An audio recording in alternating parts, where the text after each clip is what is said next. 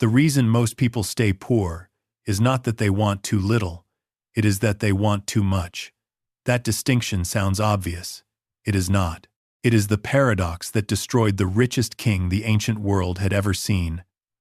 And it is the same paradox quietly dismantling your financial life right now. Every financial system ever built tells you to want more. More income, more assets, more growth. And you follow that instruction faithfully. You work harder. You chase better returns. You upgrade your lifestyle every time you get a raise. You take on more risk when you see your neighbor winning. And yet, somehow, the distance between you and financial freedom never closes. The gap stays the same, or it grows. By the end of this teaching, you will understand exactly why the desire for more is the mechanism that keeps wealth from accumulating, and you will have a practical framework drawn from the oldest gold story ever told to break that cycle permanently. A prayer for freedom from the grip of insatiable desire awaits you at the close. The great deception of wealth building is this. The world tells you that the path to having more is wanting more. It is not. Wanting more is a behavior, and behaviors have consequences. The world is giving you a compass that points south and calling it north. Here is the diagnosis, and it is brutal. Most people who never build lasting wealth do not fail because they lack information. They do not fail because they lack opportunity. They fail because the desire for more unexamined, unchallenged, unlimited, drives them to make the exact decisions that erase what they already have. This is not bad luck. This is mechanism. Think about what the desire for more actually produces in practice. It produces lifestyle inflation. Every raise becomes a higher rent, a newer car, a bigger vacation. The income grows. The savings rate stays flat or drops. It produces excessive risk. When you want more than what patience can give you, you find instruments that promise faster returns, and those instruments extract a price that compounds in the wrong direction. It produces overtrading. The investor who cannot sit still, who cannot hold, who is always hunting the next position that will finally deliver enough that investor destroys in restlessness. The returns that patience would need have compounded quietly. The world tells you wanting more is ambition. The world is handing you a mechanism of destruction and calling it drive. This is not ambition. This is the Midas Trap. And the story of Midas reveals this with a precision that 25 centuries have not dimmed. In Ovid's Metamorphoses, Book 11, the story is told with a detail that most readers walk straight past. Midas, king of Phrygia, was not a foolish man. He was not even particularly greedy by the standards of his world. He was a king. He had wealth, position, a daughter he loved, a kingdom that functioned. What he lacked was not provision. What he lacked was the ability to say one word: enough. When Dionysus offered him one wish, any wish in gratitude for a kindness Midas had shown, the king did not ask for wisdom. He did not ask for health. He did not ask for peace in his kingdom or long life for his children. He asked for more. Specifically, he asked that everything he touched be transformed into gold. Notice the architecture of the wish. He did not ask for a specific amount of gold. He did not ask for enough gold to secure his dynasty for 10 generations. He asked for a mechanism of unlimited accumulation. The wish itself reveals the psychology. Midas did not want a number. Midas wanted the feeling of more without end. That is the distinction the story was always built around. Dionysus paused, according to Ovid. He tried, subtly, to have Midas reconsider. The king would not. The wish was granted. What happened next is what the story was always meant to teach. The first moments were extraordinary. Midas touched a branch, and it became gold. He touched a stone, and it became gold. The excitement must have been overwhelming. "This is what you wanted," the feeling said. "This is exactly what you asked for." Then he sat down to eat. The bread became gold in his mouth. The water became gold on his lips. He reached for his daughter to embrace her, and she became a statue of cold gold in his arms. Ovid writes that Midas came to hate the wealth he had once prayed for. The Latin is direct and precise. Odit opes. He hated his riches. The same mechanism that was supposed to give him everything had made it impossible to receive anything. That is not myth. That is the precise financial psychology of the person who cannot define enough. Historians note that the legend of Midas almost certainly has roots in the real kingdom of Lydia, the civilization that produced the first gold coins in recorded history, and generated wealth that ancient writers described as without equal in the known world. The Pactolus River, documented by both Herodotus and Strabo as a real river running through the region of Lydia and Phrygia, carried natural gold alluvium and was understood in antiquity as a genuine source of extraordinary wealth. The Lydian kingdom understood gold better than any civilization of its era, and yet Herodotus records in Book 1 of his histories that Croesus, king of Lydia, the richest ruler the ancient world had ever seen, was destroyed by exactly the same psychology. He had more wealth than any man alive. He had armies, trade routes, alliances, tribute flowing in from across the ancient world, wealth that exceeded anything his contemporaries could accurately measure. And still, it was not enough. He wanted to extend his empire beyond the river Halys, into Persian territory. He consulted the oracle at Delphi. The oracle told him that if he crossed the river, a great empire would fall. Croesus heard the word empire and assumed it meant Persia. He crossed the river. The empire that fell was his own. Solon, the great Athenian legislator, one of the 7 sages of Greece, a man whose legal reforms built the foundation of Athenian democracy, had visited Croesus years before that day. Croesus had shown Solon his treasure houses, his gold reserves, his military power. He asked Solon who was the happiest man in the world, expecting the answer to be himself. Solon refused to give him that answer. He said, as recorded by Herodotus in Book 1, Chapter 32, "Call no man happy until he is dead." Croesus dismissed the warning. He wanted more. The warning was not pessimism. It was financial philosophy operating at the highest level. Solon understood that the man who cannot define enough will always make the decision that destroys what he already has. Lasting wealth, real security, is not the product of unlimited accumulation. It is the product of sufficiency, recognized before the Midas Trap activates. Where are you watching from right now? Drop your city or country in the comments. I want to see how far this ancient wisdom is traveling across the world. Now here is what most people miss entirely. The desire for more does not feel like self-destruction. It feels like ambition. It feels like vision. It feels like an honorable refusal to settle. That is the invisibility of the trap. You cannot see it working against you because the culture around you calls it by names you were taught to admire. Drive, hunger, ambition, hustle. Every one of those words can describe the Midas mechanism and make it sound like virtue. Benjamin Graham, the man who taught Warren Buffett how to think about money, who analyzed the markets from inside the Great Depression and produced principles that have outlasted every financial crisis since, wrote something that cuts directly to this point. He wrote that the investor's chief problem, and even his worst enemy, is likely to be himself. Not the market, not inflation, not timing, not circumstances, himself. Graham spent decades watching investors, with sound strategies, destroy their own returns.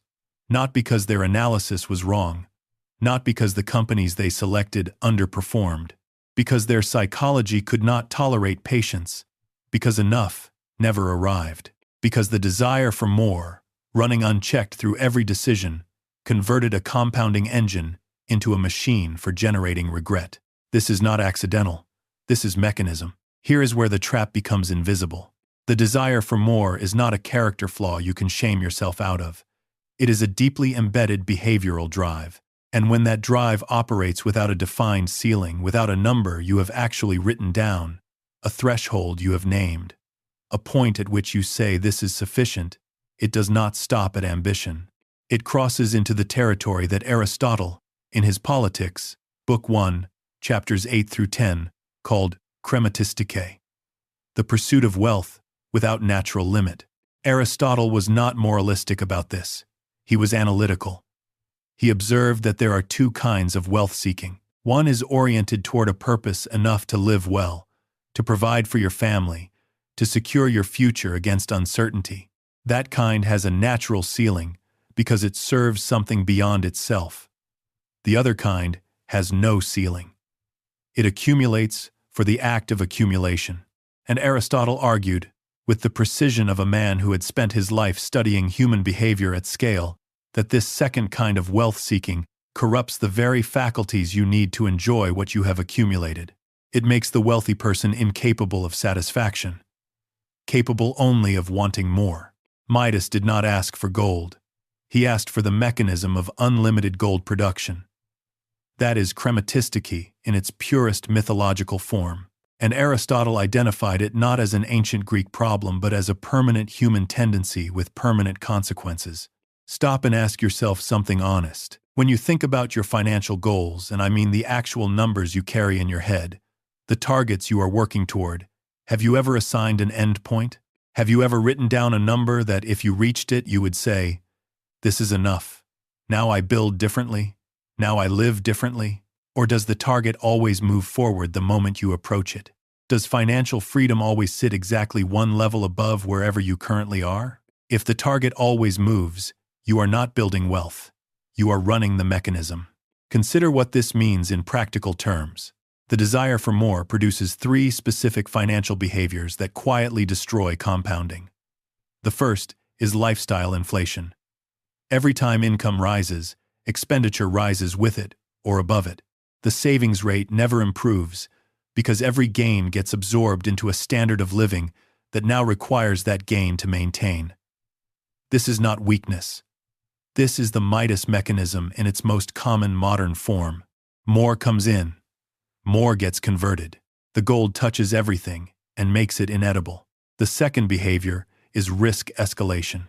When patience cannot deliver more fast enough, risk becomes the instrument of desire. You have seen this sequence.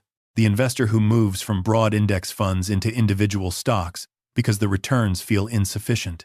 Who moves from individual stocks into options because even individual stock returns are too slow. Who moves from options into leveraged instruments because the desire for more requires acceleration that compounding time refuses to provide. Each individual step can be rationalized. As a sequence driven by insatiable desire, it is the Midas touch applied directly to a portfolio. The third behavior is the failure to protect what already exists. This is the Croesus error. Having accumulated something real, having built something that works, the desire for more sends you across the river Halys, looking for an empire you do not need to conquer. The decision to attack Persia was not made from necessity. Croesus had everything. He crossed the river because more felt like the only direction he knew how to move. Charlie Munger spent decades watching this pattern from one of the closest vantage points in the history of modern finance. He said, "The big money is not in the buying and the selling, but in the waiting." Notice what he identified as the primary instrument of wealth. Not selection, not timing, not sophistication. Waiting. The deliberate, patient, structurally enforced refusal to let the desire for more override the mathematics of time in the market. The person running the Midas mechanism cannot wait.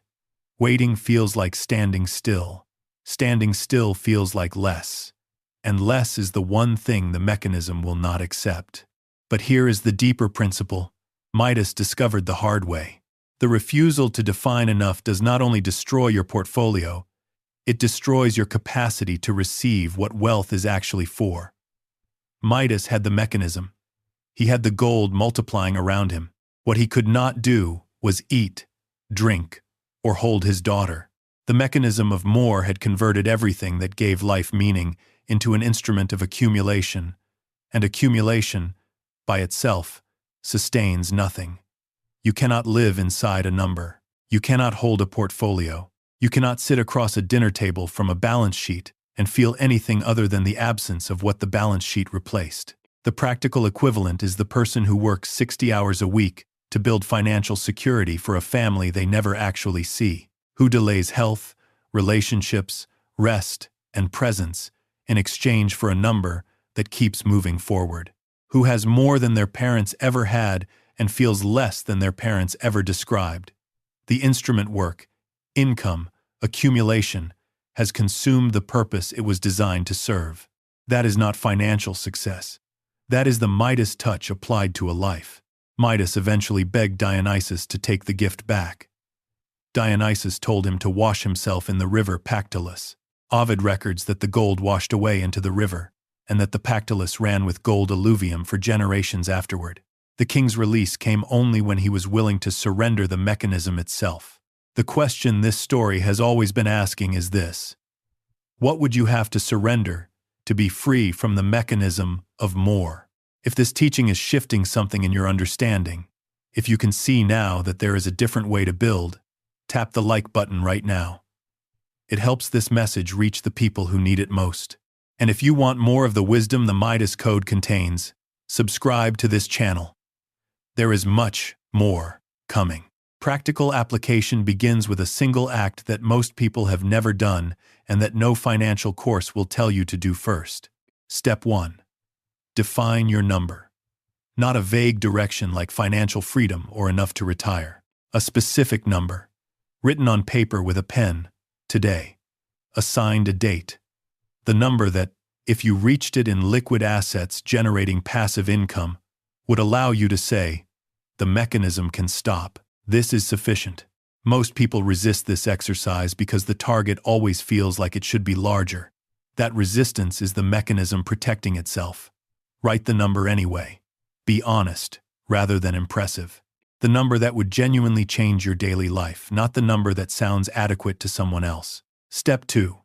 Audit the last 90 days of financial decisions. Go through your spending, your investment moves, your major financial conversations and choices. For each significant decision, ask one question. Was this driven by a plan, or was it driven by wanting more than what the plan was delivering? You do not need to judge what you find. You need to see it clearly. The pattern will be visible. The places where desire overrode strategy will be identifiable without any guidance. That audit alone is worth more than any course you could purchase this year. Step 3. Apply the Solon test before every major financial decision. Solon did not ask Croesus how much he stood to gain. He directed his attention to what he stood to lose if the picture changed. Before any significant financial move, a new investment, a business commitment, a leverage decision, a major lifestyle upgrade, ask yourself one question. What is the worst realistic outcome if this fails? And can I absorb it without destroying what already exists? If your honest answer is no, the desire for more has already compromised your judgment. The Solon test is not pessimism. It is the discipline that Croesus lacked on the morning he crossed the river Halys. Step 4. Separate your productive assets from your desire spending. Create 2 categories and, where possible, 2 distinct accounts. One holds and grows the assets that will eventually generate income without your labor, the compounding engine. The other holds what you spend on living well, on comfort, on enjoying the life you have built. The rule between them is simple and non-negotiable. The compounding engine is never rated to feed desire spending. When you want more and the desire account is empty, the answer is not to take from the engine. The answer is to wait. This single structural discipline eliminates more wealth destruction than any investment strategy you will find. Step 5. Set a lifestyle ceiling and automate everything above it. Choose a standard of living you can genuinely enjoy, not a punishment, not an austerity exercise, a life that feels real and good, and then automate the transfer of every dollar above that ceiling directly into your productive assets, not manually, automatically, before you see it. The manual decision to transfer money from present enjoyment to future compounding is a decision the desire for more can intercept every single time. Automation removes the mechanism's access to that decision. The Pactolus ran with gold not because Midas kept choosing to send gold into the river. It ran because the process was structural. Build your process the same way. This is not complicated. This is ancient wisdom rewritten in the language your situation requires. If you have watched this far, you already understand something that most people around you will spend their entire lives missing. The enemy was never scarcity. The enemy was the mechanism of wanting more that made every resource touching it impossible to actually use. You now have a framework to interrupt that mechanism. You have a test, a ceiling, 2 categories, and a number. Apply them this week, not next year. The Pactolus is waiting. Now, I want you to know that this channel exists to keep delivering exactly this kind of teaching. The ancient code is not fully decoded in a single lesson. There are principles buried in the Midas story and the trading routes of Lydia, in the philosophy of the Greeks, who built the first economic frameworks the Western world ever adopted, that go deeper than what we have covered today. What comes next will go even deeper into the financial principles encoded in the ancient code. Subscribe now and you will be notified every time a new lesson is released. If this message changed the way you see something, share it with one person who needs to hear it. Not a crowd, one person. The person you already thought of while you were watching. Hit the like button before you leave. It costs you nothing, and it tells the algorithm this wisdom deserves a wider audience. There is much more coming, and none of it should be missed. Before we close, I want to invite you into something different. This prayer is not a formality, it is an alignment. Close your eyes if you can, or simply align your thoughts with mine right now. What comes next is not just words, it is an invitation. Father, we come before you with honesty about the thing this teaching has named. We have chased more. We have moved targets the moment we approach them. We have let the mechanism run unchecked through decisions we now recognize were not driven by wisdom, but by a hunger that no amount of accumulation has ever satisfied. We have converted provision into a mechanism and lost sight of the purpose it was designed to serve. We have held on to the wish when wisdom was asking us to let it go. We confess that the desire for more has driven decisions that cost us financially, relationally, in the peace and presence you designed us to carry. We ask today for the discipline of enough, not the complacency of the person who has stopped building, not the resignation of the defeated, but the clear-eyed, intentional, courageous ability to name a number, hold a ceiling, and trust that what you compound in patience will exceed what desire could chase in a lifetime of running. We ask for the wisdom of Solon to examine what we stand to lose before we count what we might gain, to protect what already exists before reaching for what does not yet, to call no decision wise until we have honestly examined what it costs. We declare that we are not slaves to the mechanism of more. We are stewards of what has been entrusted to us. We are builders, not chasers.